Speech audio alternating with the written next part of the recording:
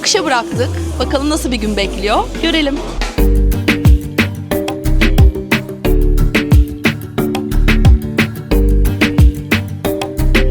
Bence Hamburg'dakiler yaşamıyor, yaşıyor taklidi yapıyorlar diye düşünüyorum.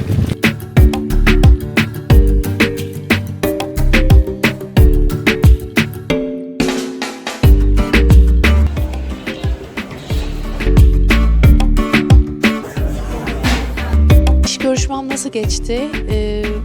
Aslında güzel geçti.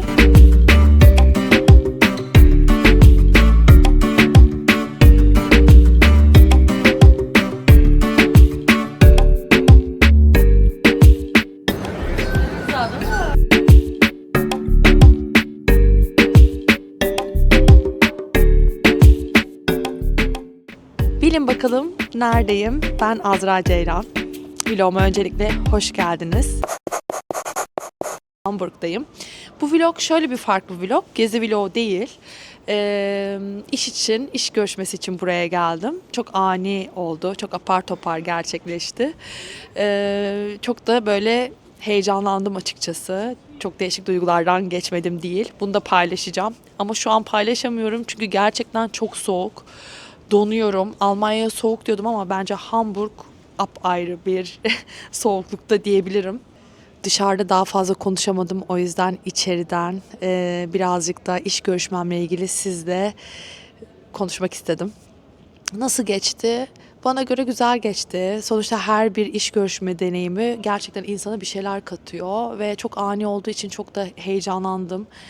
Kafam böyle karman çormandı. Umarım kendimi iyi ifade edebilmişimdir. Çünkü inanın çıktığınızda ne konuştuğunuzu, ne yaptığınızı bazen kestiremiyorsunuz ki ben öyleydim. Çok güzel yaklaştılar. Yaklaşımları çok iyiydi. Biz size haber vereceğiz dediler ve birkaç sorular sordular. Benim onlara karşı bir sorun var mı? Onları öğrenmek istediler. İşte projeleri gösterdiler. Aktüel projelerini gösterdiler. Gerçekten Alman sistemini merak ettiğim için her zaman bloglarımda da ara ara söylerim. Deneyim kazanmak istiyorum bir iç mimar olarak tabii ki de. Ama bakalım bu nerede olacak? Hamburg'da mı olacak? Başka bir bölgede mi olacak? Onu bilmiyorum. Elimden geleni en iyisini yapmaya çalışıyorum. Hem kendinize Almanca anlatmaya çalışıyorsunuz çünkü ana diliniz değil. Hem de ne bileyim mesela çok başka sorularla karşılaşabiliyorsunuz ve acaba orada yeterli miyim, yetersiz miyim duygu durumuna geçebiliyorsunuz. Bütün düğmelerime basıldı yani onu söyleyeyim. Ve sonuç olarak günün sonunda ne olduğunu bilmiyoruz. Ta ki onlardan bir reaksiyon gelene kadar. Ama bu bir yolculuk. Ben bu yolun başındayım. İnançlıyım. İnanmaya, kendime güvenmeye ve kendimi geliştirmeye devam edeceğim. Her ne olursa olsun. Bu vesileyle de Hamburg'u görmek güzel oldu bence. Evet, hava belki doğru bir zamanlama değil hava için ama olsun da olması gereken bu zamanmış. Öyle. İlerleyen dönemlerde gelişme olduğunda zaten sizle de paylaşacağım. Bilmiyorum ki bu vlogun bitimine kadar eğer bir gelişme gelirse buna da koymuş olurum diye düşünüyorum. Olmazsa da ayrı bir vlog yaparım bunun için. Bakalım, görelim. Hamburg'u biraz gezelim diyorum. Merak ediyorum. Hadi. Biraz da Elbphilharmonie binasıyla da ilgili bilgi vermem gerekiyorsa burası çok eski bir liman deposuymuş. Zaten binanın ilk yapısı tuğlalardan, o kızıl tuğlalardan oluşuyor. İşte bu depoda kakao, tütün, çay bulunuyormuş. Sonradan 2017 yılında İsviçreli bir mimarlık bürosunun bu üstünü çok farklı bir bina haline getiriyor ve Elb Nehri'nin dalgasından etkilenerek dalga formu veriyorlar. Gerçekten de muhteşem. Ben bayıldım. Eğer buraya gelirseniz mutlaka uğrayın derim. Giriş bedava. Sadece girerken de bilet alıyorsunuz. Para vermeseniz de o şekilde girebiliyorsunuz. İçinde kafesi ve restoranı da var. Bu arada şunu da söylemek istiyorum. Bu yapının içerisinde konser salonları da var. Muazzam derecede güzel, bayıldım. Otel ve konutlar da bulunuyormuş. Bunu da böyle minik bir söylemek istedim. Belki buraya gelip bir konsere de katılabilirsiniz. Aklınızda bulunsun derim. Hadi gelin şimdi devam edelim.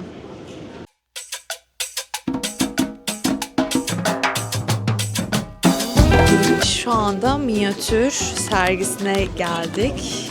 Çok güzel böyle yeme alanı var. Gördüğünüz üzere böyle tren koltuklarını yapmışlar oturma yerleri olarak da. Değişik bir konsept. Giriş ücreti 22 euro bu arada. Ve yanında da böyle bir indirim kuponu gibi bir şey veriyorlar yemek için. Ben hani acaba bir indirim mi gibi düşünürken aslında giriş ücretinin içerisindeymiş ve bedava. Fish finger ve patates yiyebiliyorsunuz. Yanında da içecek var. Böyle de bir bilgilendirme yapmak istedim. Ay abuela, abuela, abuela. Ay abuela, abuela, abuela. Ay abuela, abuela, abuela. Tráigame la canela. Sí, por favor. Tráigame la canela. Minyatür Wunderland dünyanın en büyük minyatür sergisi diye geçiyor. Gerçekten detayların içerisinde boğuluyorsunuz. İnanılmaz detay var ve çok büyüleyici. Eğer buralara gelirseniz buraya uğramadan gerçekten geçmeyin. Çok güzel ve gece ve gündüz de aynı anda yaşanabiliyor. Şu an mesela karanlık oldu. Biz gezmeye devam ediyoruz. Pero lo único que falta, que me encanta, es canela como sabor. Ay, abuela, abuela, abuela.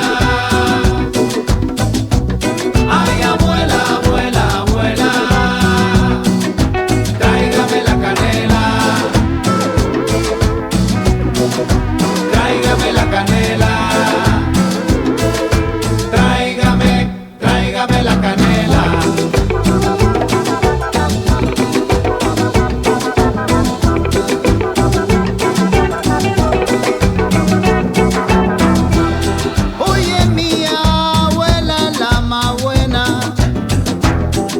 Pasteles son los mejores. En el pueblo a todo el mundo encanta. Lo comen siempre sin problema. Pero para mí hay una cosa. Échale canela. Ay, abuela, abuela, abuela. Ay, abuela, abuela, abuela. Tráigame la canela. Tráigame la canela. Tráigame la canela. Y esto es cumbia con canela y hierbabuena. Pa' curar el espanto y pa' todos los santos.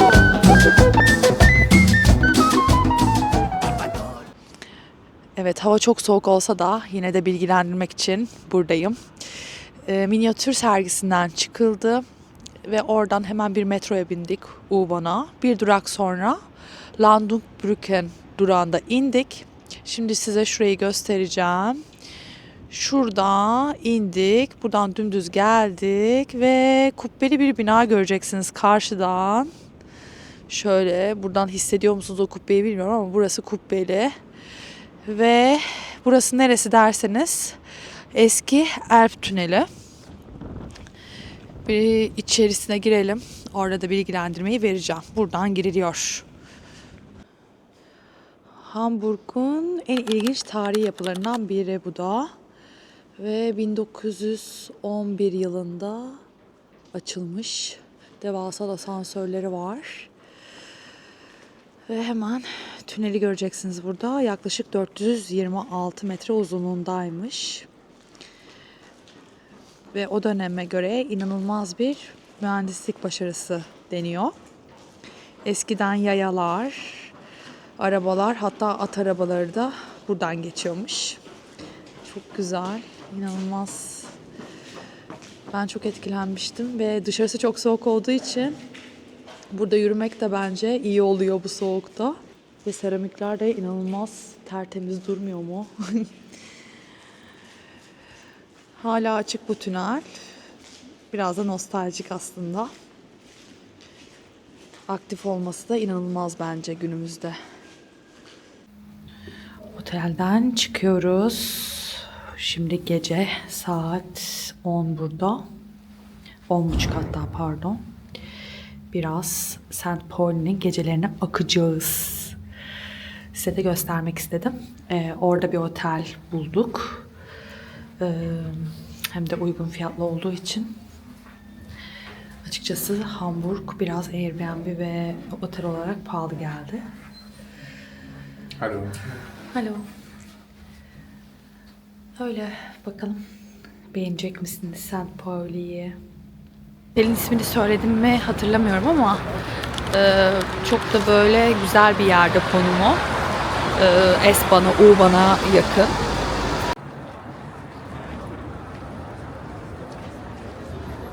St. Pauli en çok gece hayatıyla ünlü. Biraz da yeme içme olayları çok fazla. Zaten böyle gerçekten ilk adımımızı attığımızdan beri o hareketi hissediyorsunuz. Tabii biz Almanya'da küçük bir yerde yaşadığımız için büyük şehirleri her ne kadar unutsak da ama Hamburg bence bunlar içerisinde apayrı. Gerçekten acayip gece hayatı var. Bir İzmirli olarak da tekrardan böyle hatırlamak gibi oldu aslında. Bayağıdır unutmuşuz gecelere akmayı diyorum. Evet, şimdi akmaya devam edelim. Bakalım neler var, nerede oturacağız.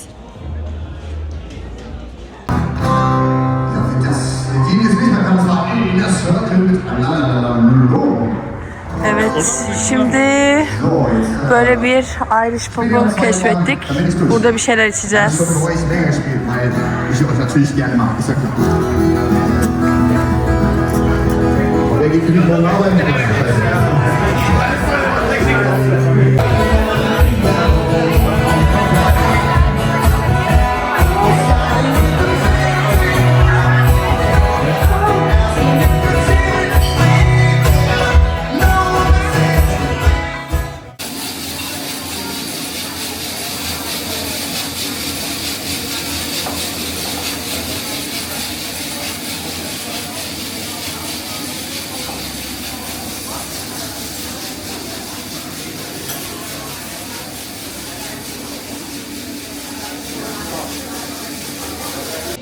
Moin moin. Hamburg'da ikinci gün.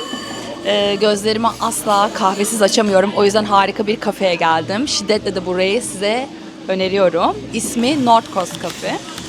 Kahveleri de kendileri kavuruyorlar gördüğünüz gibi. Ama yanında bir de waffle sipariş ettik. Gerçekten tadı mükemmel. Herhalde unutamayacağım listelere girdi kendisi. Onun dışında hava -3 derece. Bakalım nasıl olacak, nasıl gezeceğiz? Ben de kendimi merak ediyorum açıkçası. Biraz Eskişehir bölgesine gideceğiz şimdi. Altstadt dedikleri. Orada Rathaus dedikleri belediye binası da bulunuyor. Akışa bıraktık. Bakalım nasıl bir gün bekliyor. Görelim.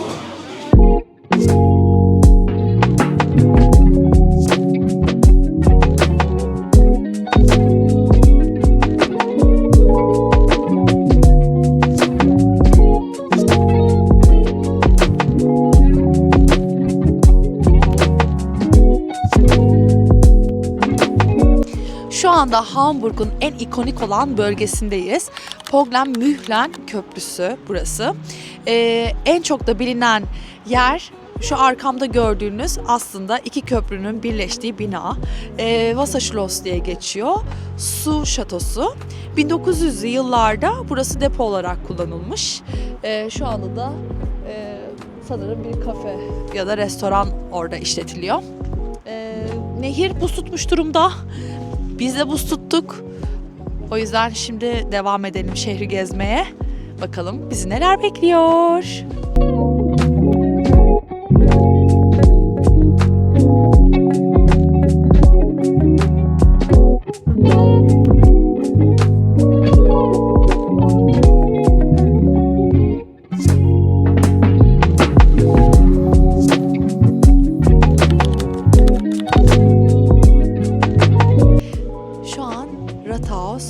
Hamburg Belediye Binası'nın içine girdik. Harika bir atmosfer sizi bekliyor ve üstelik de ücretsiz. Bu bina 19. yüzyıllarda yapılmış. Hala da günümüzde de kullanılıyor. Gerçekten detaylar inanılmaz. Geldiğinizde gezmenizi tavsiye ediyorum.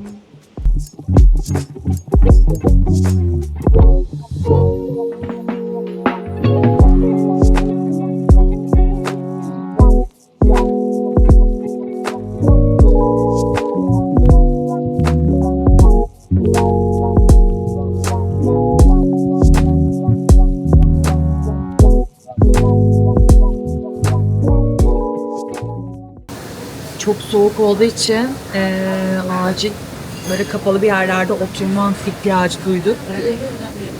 Rathaus'un hemen çaprazında böyle St. Nikolaus'un kilisesine doğru giderken gözüme bir yer böyle çarptı balıkla ilgili. O yüzden biraz da acıktığımı fark ettim. Yaklaşınca da gördüm ki Daniel Michel diye bir yer 1924'ten beri buradaymış. Fish and chips yiyeceğiz. Gerçekten çok güzel bir atmosferi var. Şimdi göstereceğim, gösterebilirsem eğer. Öyle.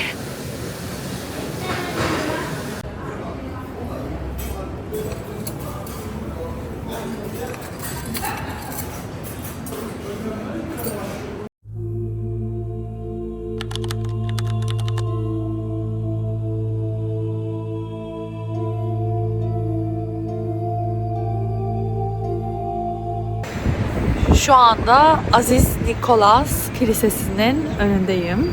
Gördüğünüz gibi. Burası 2. Dünya Savaşı'nda çok büyük bir yangın geçiriyor ve o günden beri de aynı bu şekilde hiçbir şekilde müdahale etmeden duruyor. Aslında burada bir mesaj var. Gönderilen mesaj ise hem savaş hem barış mesajını içeriyor bence. Hatırlatıcı olarak. Bu da bence çok anlamlı gerçekten. Ama mimarisi hala da ne halde olursa olsun her yerden dikkat çekiyor şehirde. Bunu söyleyebilirim. Gördüğünüz yapı Chili House. Muazzam bir mimarisi var. Geminin provası şeklinde tasarlanmış. Yakından daha da büyüleyici diyebilirim sizlere.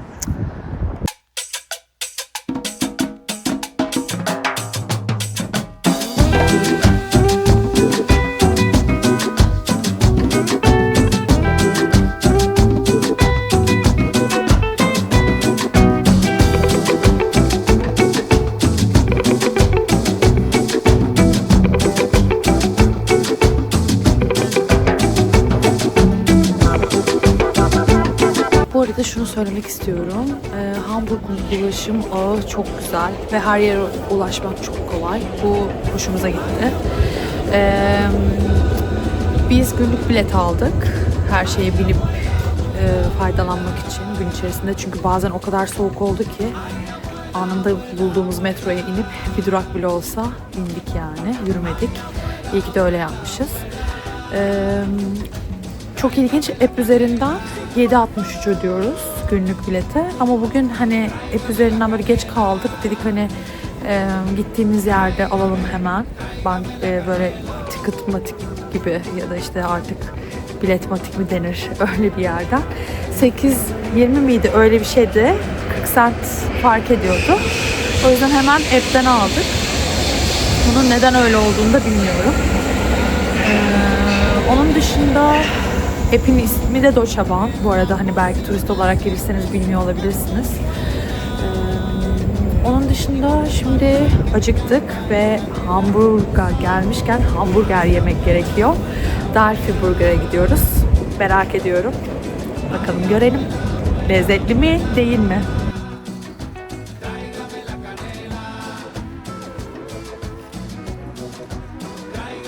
Burada şu an sıra var ve rezervasyon yaptıramıyorsunuz. Sitede de öyle bir şey yazmışlar yani rezervasyon yok diye. Geldiğiniz zaman ve sıra bekliyorsunuz. Yani şu anda da sıra var ve hava çok soğuk. Bakalım ne olacak merakla bekliyoruz. Y sus pasteles son los mejores. En el pueblo a todo el mundo encanta. Lo comen siempre sin problema. Pero para mí hay una cosa. Échale. Burada hamburger ve her şey acayip lezzetliydi. Mutlaka Hamburg'a gelirseniz uğrayın derim. Bir 25 dakika kadar bekledik. Hatta biraz dışarıda bekledik. Gidenler bile oldu ama değildi bence. O yüzden hani fiyat da iyiydi. Ne kadar verdik toplam? 2 tane menü söyledik ve 2 tane içinde bira var ve yanında isterseniz patates ya da işte kızarmış soğan halkası ya da salata söyleyebilirsiniz. Ek olarak yaklaşık 45 euro falan tutuyor. Bilginiz olsun. Fiyat performans mükemmel. 10 üzerinden 10 veriyorum. Hamburg'un 3. gününden ve son gününden herkese merhaba. Tekrardan yavaş yavaş eve dönülecek bugün. Ama eve dönmeden önce uğramak istediğim bu nokta çok önemli bir nokta aslında. Arkada gördüğünüz bu evler Orta Çağ'dan kalma, eskiden tüccarların yaşadığı yermiş. Burası neresi derseniz Nikolay Flit diye geçiyor. Yani Nikolay kanalının üzerinde. Haritadan girip burayı bulabilirsiniz. Burayı da görmeden ve size göstermeden gitmek istemedim. Şimdi sıcak bir kahve içmeye gidiyoruz çok güzel bir yere. Hadi gidelim.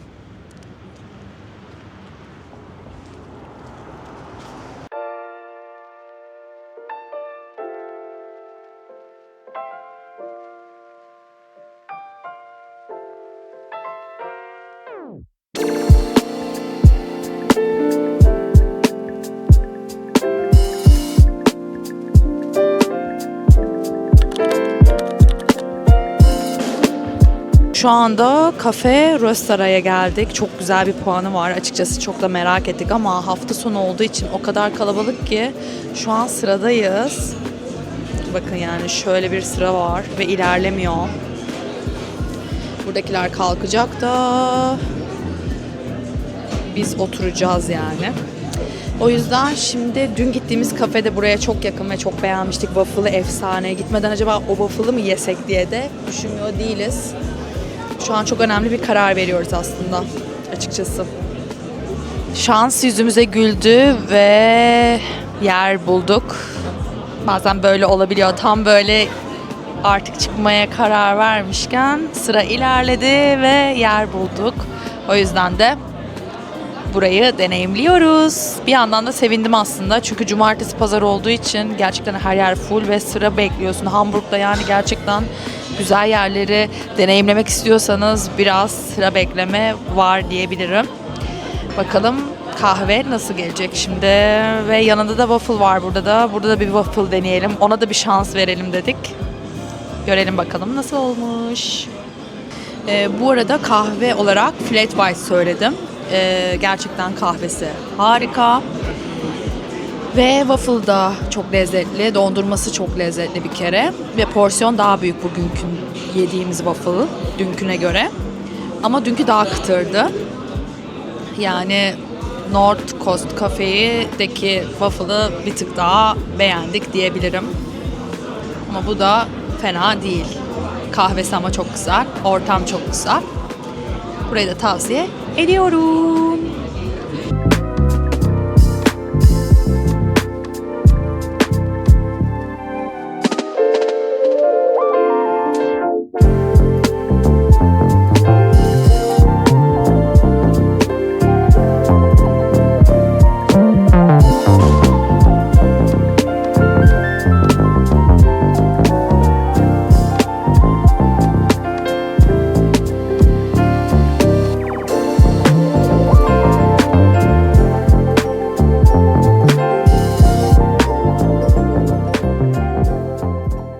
Şimdi Rathaus'un oradan S-Bahn'a bindik ve Ladungsbrücken'de indik.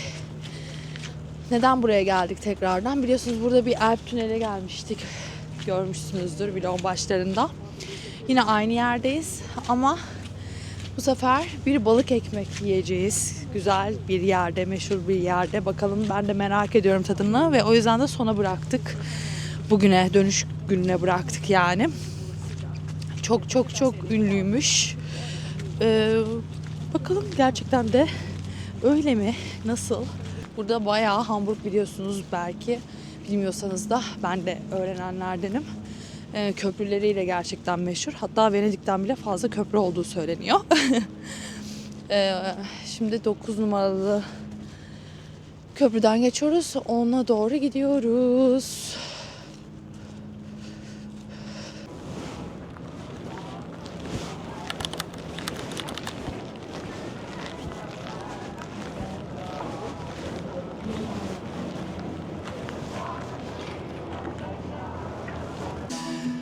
Balık ekmek yendi. Biraz da yorumlarımı söylemek istedim. Açıkçası bunu böyle çok dört gözle bekliyordum.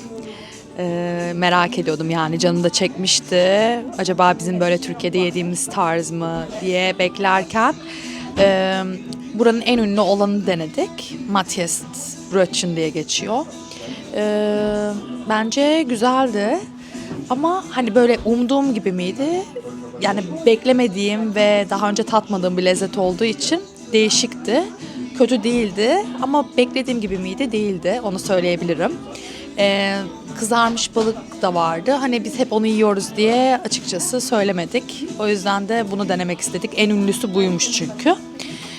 Bu Matjes balığı ringa balığı diye geçiyor. Hani böyle daha çok Kuzey Avrupa, Baltık Denizi taraflarından gelen bir balık. Bilmiyorum, fena değildi ama çok da böyle çok bayılmadım yani, söyleyeyim. Gelmişken denenir mi? Deneyebilirsiniz tabii ki. Daha başka balıklar da var. Mesela karidesli balık falan da vardı. Ama ben denemek istemedim onu. Bir de zaten son bir tane kalmış. Saat şu an 6. Daha da başka yoktu. Belki öbürsünlerden vardır ama hani bitmiş ellerinde de. Çok böyle insanlar geliyor bence buraya. Uğrak yeri diyebilirim. Donuyoruz. Çok soğuk. Bak ördekler düşmüyor. Ördekler nasıl üşümüyor? Bilen varsa yoruma yazabilir mi? Altı cevap olarak yazın. Beğenmeyi unutmayın. Lütfen yorum yapın. Abone olmayı asla ve asla unutmayın. Olmadı mı? Şu an oldu. Şu an olabilirsin. Bak üşüyorum. Bence Hamburg'dakiler yaşamıyor. Yaşıyor taklidi yapıyorlar diye düşünüyorum. Evet, öğlen bavullarımızı böyle bir yere koyduk. Saklama alanı gibi. Size göstermek istiyorum Hauptbahnhof'ta. Bu kadar bavulu da aldı. 4 saate 6 euro. Biz yaklaşık bir 9 saat kalmışızdır. Artı 2 euro daha ödedik. Çok güzel bence. Size de bilgilendirmek istedim.